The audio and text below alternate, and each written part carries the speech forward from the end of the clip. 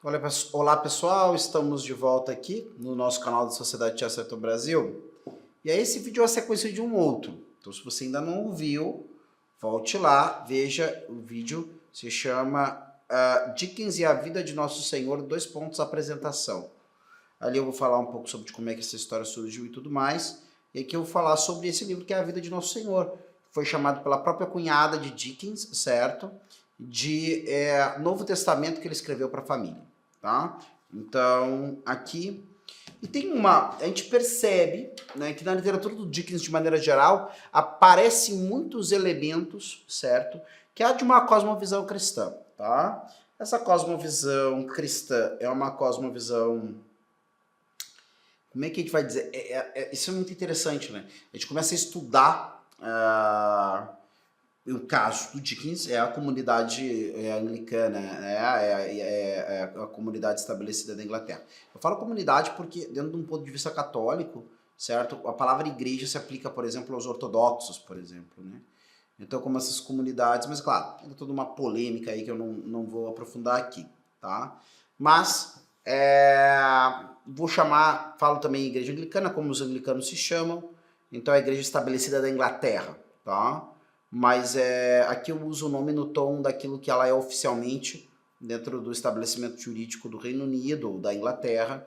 Não é um emprego da palavra igreja que não tem tom, sei lá, não estou falando a mesma coisa que eu falo, por exemplo, da igreja católica ou da igreja ortodoxa, né?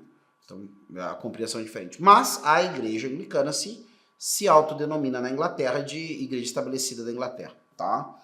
Então, essa igreja estabelecida da Inglaterra, entre seus pregadores e seus ensinos, muitas vezes no sentido mais destinados a uma compreensão popular, muitas vezes vai encontrar similitudes com valores, muitos valores que os católicos também concordam e assim por diante, tá? De maneira que alguns sentem no Dickens um certo sabor até mesmo mais claramente católico do que seria comum num anglicano, tá? Eu falava no vídeo anterior isso, que Dickens tem uma visão um tanto particular, né, o seu cristianismo. Ele tem as suas dificuldades com a igreja estabelecida da Inglaterra e assim por diante, com algumas questões de disciplina.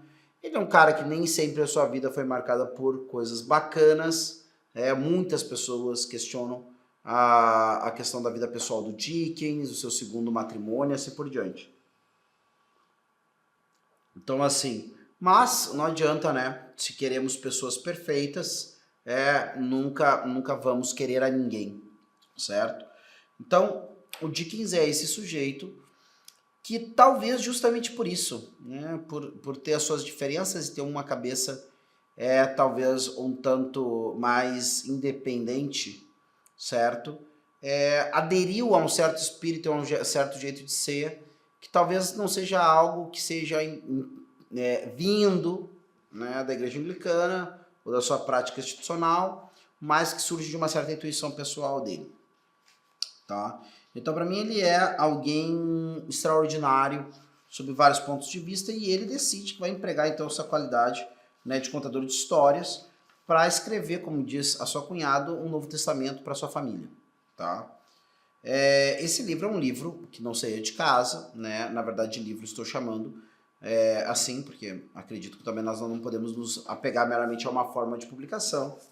Mas o que eu estou chamando de livro é, na verdade, uma série de folhas manuscritas que são juntas entre si por fitas. O pessoal faz lá mais ou menos como nos nossos fichários, os buracos ali na margem, e botaram fitas juntas e era aquilo ali que passava entre o pessoal e era lido para as crianças, lido em casa e assim por diante. E um legado que a família Dickens deixou reservada até a década de 30, ou seja, Dickens já tinha escrito isso antes de morrer, aí isso vai ser quase 100 anos depois, certo, que vai ser publicada esse texto, tá? Então levou mais ou menos uns 100 anos para eles publicarem, né, esse texto aqui do Charles Dickens. O começo desse texto, para mim, já é bastante significativo acerca, né, do quanto Dickens compreendia aquilo que nós chamamos, né, de céu ou mesmo o cristianismo, tá? Então, ele começa assim esse livro. Meus queridos filhos, Estou muito ansioso para que vocês conheçam algo sobre a história de Jesus Cristo, pois todo mundo deveria conhecê-lo. Jamais viveu alguém tão bom, tão afável, tão gentil e tão cheio de perdão para com todas as pessoas que erraram ou que eram de alguma forma doentes ou miseráveis, como Jesus. E como ele está agora no paraíso, para onde esperamos ir e nos reunir depois de morrermos, e lá sermos sempre felizes juntos, vocês jamais poderão imaginar que lugar bom é o paraíso, sem saber quem ele era e o que fez. Bom, como é que Dickens imagina o céu? Isso é uma coisa muito engraçada, né? Porque a gente pegar... é o tipo de coisa que aparece muitas vezes na vida das pessoas a partir da leitura de algum santo. Então você vai ler algum mestre de vida espiritual, um santo, e aí aos poucos você vai entendendo que ele não está tão preocupado em ir para um lugar de delícias como é o paraíso, o céu, né? Ou seja, o lugar da bem-aventurança, da beatitude eterna, certo? Então ele não está tão preocupado assim com a questão do prazer, da ausência da dor, do não sei o que lá, tá? Qualquer coisa boa, prazerosa, gostosa, né, bonita e tudo mais que faz parte da ideia de paraíso no geral. Ele primordialmente entende que o paraíso para onde ele, né, e também a esperança, a sua família tem de ir, é um local de convivência com a pessoa de Jesus. Então assim, se eu quero que os meus filhos e a minha família no geral desejem profundamente ir para o céu e façam por onde para ir para o paraíso, eles precisam entender o que é o paraíso. O paraíso é conviver com Jesus. Só que por que eu quero conviver com Jesus? Bom, então eu vou explicar quem é Jesus para vocês. Quanto ele é bom, quanto ele é amável e assim por diante. E tem uma frase que sempre me comove muito, isso aí no Christmas Carol, né, no Cântico de Natal, onde nós temos o pequeno Tim. Qual é a ideia do Cântico de Natal, se você nunca leu, tá? Você tem um cara muito avarento chamado Scrooge, e esse cara muito avarento, ele é um cara que tem um funcionário, né, lá um escrivão, paga um salário ruim para esse escrivão, né, e aí, ou pelo menos poderia pagar um salário melhor, e esse escrivão tem alguns filhos, e esse escrivão tem um dos filhos dele, que é o mais novo, que é o Tim. E o Tim é claramente aquela criança que nasceu com aquela dificuldade de desenvolvimento, aquela coisa toda. E o Tim, ele não consegue andar direito, né, a ponto de ser considerado praticamente, né, uma pessoa deficiente, um paraplégico, alguém assim, tá? E aí, é claro, aqui eu uso a expressão, porque é a expressão que vai aparecer em inglês também nas traduções, né, ele usa a expressão aleijado e coxo, tá? Evidente, hoje não é uma expressão polida para falar da deficiência das pessoas que não conseguem se locomover bem, tá? Ou que não conseguem andar de forma alguma, tá? Hoje em dia ninguém vai usar esse tipo de expressão, né? Se para pensar e quer fazer as coisas de maneira educada, ou então você vai falar com alguém de que gosta, né? Você jamais chamaria alguém que você gosta de aleijado, ou usaria essa expressão, né? Se preocupando em ter respeito e mesmo cuidado com as pessoas que sofrem de qualquer deficiência desse tipo. Mas é a expressão que é usada pelo Dickens ali no Christmas Carol, no Cântico de Natal. Então o que acontece é que, ao que dá a entender, a família inteira, as moças ficam em casa junto com a mãe preparando a ceia de Natal, e vai o escrivão do Scrooge junto com o pequeno Tim, né, no serviço lá de Natal. Isso também para não confundir, quase certamente é o serviço da igreja anglicana, então não é uma missa no sentido católico da palavra. E aí o Tim volta, e ele volta dizendo uma coisa muito bonita, né? Fiquei feliz de ir até a missa do Galo, a missa de Natal, o serviço de Natal, e gostaria que as pessoas pudessem me ver lá. E ao me verem, né, elas lembrariam daquele que fez, né, o aleijado andar e o coxo se levantar, uma coisa assim. Então é uma ideia, né, que o Dickens coloca na boca desse menino, que é uma coisa de um fundamento cristão extraordinário, extraordinário. É algo que nas lógicas hoje do absurdo de gente que fala que Jesus não veio fundar nenhuma religião, Jesus veio fundar um estilo de vida, né? de outros que querem, né, achar que se Jesus já morreu na cruz, eu não tenho por que aceitar sofrimento da minha vida. Então eu tenho que aclamar o Senhor para me livrar de todo e qualquer problema, né? A pessoa não pode ter problema, que é porque ela não está rezando como deve e assim por diante. Diante desse tipo de coisa, eu tenho um menino, tá, que além de não se lamuriar pela própria deficiência, além de não pensar, né, questionar a Deus porque permitiu que ele tivesse aquela doença, ele enxerga que a deficiência dele tem uma missão, tem um propósito, para que as pessoas, ao olharem para ele, lembrem das pessoas deficientes que foram ajudadas por Jesus. E assim lembrem de Jesus. Então, na verdade, esse menino está mais preocupado que as pessoas amem Jesus do que Jesus o cure. É uma coisa, certo, que surpreende muitíssimo, porque isso não é uma história escrita por um santo da igreja, ou por um grande pregador, ou por qualquer pessoa desse tipo. É escrito, sim, por um autor literário que beira o genial, certo, em mais de uma das suas obras, certo, mas que teve uma vida complicada, que foi pro céu, não sei, acho que pode ter ido sim pro céu e tudo, mas que não pode ser apresentado como um modelo, né, no sentido de um santo ou coisa do tipo.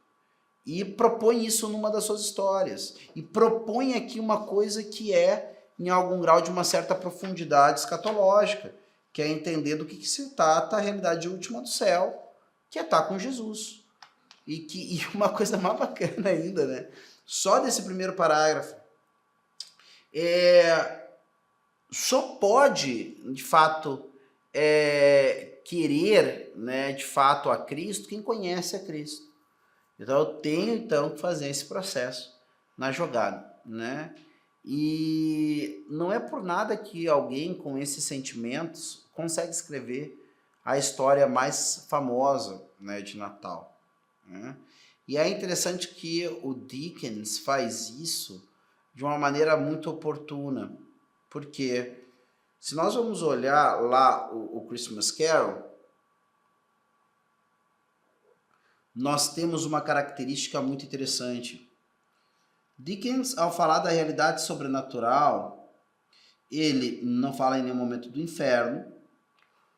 Não sei qual era a crença dele, eu sei que existem pessoas que, se estão longe do magistério da igreja, tem muita dificuldade de aceitar o inferno eterno. Mas ele participa de uma certa ideia ali, que é uma ideia, na minha opinião, uma ideia não tão comum e familiar à teologia anglicana, que, se eu não me engano, não pensa na realidade do purgatório. Para quem não sabe, o purgatório é um tempo de purificação depois da morte. Tem uma teologia por trás do purgatório, evidentemente, mas que eu não vou me deter explicando aqui. Mas não é um local de tormento para sempre. É um local de tormento temporário, tá? E a crença católica com o purgatório, né, não tirou da jogada o inferno. O inferno também há, o inferno é outra realidade, não é a mesma coisa que o purgatório, tá? Do purgatório se sai, do inferno não, em outras palavras, tá? E quando um dos personagens da história se apresenta ao Scrooge, como já falecido, apresenta-se cumprindo um período penitencial que lembra, assim, na história dele, um certo tom purgatorial, né? Seria, então, um sócio do Scrooge, que é um cara que a vida inteira só se preocupou com seus negócios. E aí o Scrooge vai pensar, e é interessantíssimo, né? Porque o Scrooge pensa assim, como alguns já pensavam em outras épocas, inclusive no tempo de Cristo, o Scrooge pensa assim, olha, quem é que merece ir para o céu? Quem tem prudência. E ninguém é mais prudente que eu, porque eu trato do que interessa, que é dinheiro. Esse é o meu negócio. As pessoas vêm com esses romances, com essas poesias aí, de família, de ajudar os pobres. E aparecem os caras lá querendo fazer coleta para os pobres. Ele pergunta, já fecharam as cadeias? Já fecharam os locais de trabalho forçado? Já fecharam não sei o que mais? Esse cara disse, olha, não, infelizmente, inclusive. Ah, não, que bom. Até fiquei preocupado porque essas instituições tão úteis à sociedade, eu já contribuo com elas através dos meus impostos. Em outras palavras, não vai dar um centavo para os caras que estão tentando ali organizar, sei lá, como hoje nós faríamos aí. Um grupo de pessoas se reúne, junta dinheiro, compra alimentos, prepara refeições, vai distribuir aí para o pessoal. Então, mais ou menos uma galera que faz isso foi lá procurar o Scrooge, escutou isso de resposta dele. Então é interessante também, porque o Scrooge acha que, de fato, se existe uma vida após a morte, ele, de fato, está trabalhando para essa vida após a morte. Afinal de contas, o que melhor se pode fazer na vida, né, do que acumular dinheiro? E é interessantíssimo porque é um personagem que nos traz, né, uma leitura, né, do mundo que ele não é um esbanjador. Ele não é o rico epulão da parábola do Lázaro e o rico epulão. Epulão é uma palavra maravilhosa, né? Para quem não conhece a parábola, para quem não lembra dela, é um rico que vive comendo e bebendo e tem um pobre, né, um homem, né, bastante pobre e miserável aos seus pés, né? E aí esse cara nem sequer se digna a pegar alguma coisa da mesa que saia sobrando e dar pro cara. Se calha de cair alguma coisa da mesa do rico, o cara vai lá, coitado, rasteja e come, certo? Então, mas ele não é esse cara, ele não é o rico epulão não, tá? Ele tem dinheiro pra caramba, se dedica o tempo todo aos negócios, ele faz um ótimo negócio no dia em que o seu sócio morre, então nem o dia do sócio que trabalhou a vida inteira com ele tira para não mexer com dinheiro, então todo dia é dia de ganhar dinheiro. E aí tu vai ser, bom, esse cara vive uma vida na babesca, né? Mas não, o que acontece é que quando ele vai para casa dele e o Dickens nos mostra o lugar que ele mora, é um lugar, né, menos acolhedor que qualquer casa de qualquer um de nós, certo? Que seja aí uma classe média baixa, mas que tem uma casa, tem os seus móveis, não passe grave necessidade. Pô, qualquer um com uma casa assim, certo? Já tem uma casa mais interessante do que a casa que o Scrooge, né, tem na história do livro. Então assim, ele é um cara que realmente acredita que se dedicar exclusivamente ao dinheiro é uma espécie de ascese que faz dele um homem honesto, né? E aí, então, ele vai ser visitado pelo fantasma, né, desse antigo sócio, no 7º ano da morte dele. E então, esse cara vai dizer uma frase que é muito boa, né? Ele vai dizer assim, uma vez que o Scrooge tinha dito para ele, não, mas você não era um ótimo homem de negócio, Marley? Por que você está nessa situação? E aí o fantasma, irado, inclusive, dá o grito e diz assim, negócios? Que negócios? O meu negócio era o amor ao próximo. Meu negócio era ajudar as pessoas. Meu negócio era visitar os meus amigos e parentes. Meu negócio... Em outras palavras, o fantasma diz para ele que o negócio dele era amar o próximo, né? E aí ele diz assim, agora eu vou ter que fazer. Ele descreve, né, qual é que é a tarefa dele, até ele poder se purificar de tudo que ele deveria ter feito e não fez. Tá? Então, isso é uma coisa interessantíssima, né? Realmente é uma visão formidável. Ele apresenta o avarento mesmo, né, de uma forma interessantíssima e acaba, né, mostrando o Natal por oposição disso. O Natal é a doação, o Natal é dar-se, né? O Natal é Deus que vem e dá a Ele mesmo, né, para o mundo. E é isso que o Dickens está dizendo aqui para a família dele. Olha, o maior presente que ele ganhou é Jesus e a gente vai ganhar esse presente no céu. Só que vocês não vão querer isso tanto quanto deve se vocês não entenderem como Jesus era uma pessoa boa. E aí é que ele vai contar essa história para sua família, né? O que, na minha opinião, é algo muito bacana, do ponto de vista que eu acho que não é algo absurdo não de qualquer família fazer hoje em dia. Sinceramente, eu acho que os pais deveriam sim, né, treinar de alguma forma um jeito de contar a história de Jesus para os seus filhos se são cristãos, né? E se não são cristãos também, conte a história de Jesus para os seus filhos. É bonito, fala de amor ao próximo, fala de dedicação aos demais, fala de perdoar os inimigos. Perdoar os inimigos não é babaquice, pessoal. Perdoar os inimigos não é deixar a carteira à disposição para quem já te roubou, certo? Mas significa que você não vai buscar vingança, significa que você não vai deixar de fazer o bem para essa pessoa, significa que você não vai ficar toda hora na relação pessoal com ela, trazendo à baila o erro que ela cometeu. Isso que significa. Evidentemente, não significa deixar impune as pessoas que têm que ser castigadas, né, para que a justiça seja feita, não tem nada a ver com isso. Mas sem esse perdão, sem esse desejo de vingança, sem se abrir mão desse desejo de vingança, as pessoas passam uma vida atormentada, cheia de conflitos, né, e não ganham nada com isso. Então, todas as coisas muito boas. Agora, claro, se você é cristão, se você é católico ou cristão, é um compromisso pessoal de pai, de mãe, né, falar das palavras, falar de Jesus para os seus filhos, inclusive especialmente com suas palavras. O exemplo que eu dou para vocês aqui, né, disso que tá... e o Dickens, é isso, sobretudo, que eu quero passar para vocês.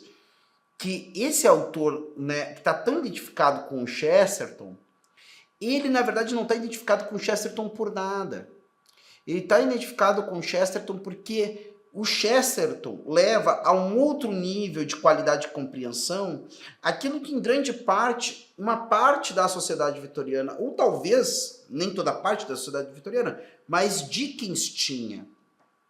E a gente pode se perguntar o quanto de muitas intuições do Chesterton já não entrou na vida dele através da leitura da literatura de Dickens. Né?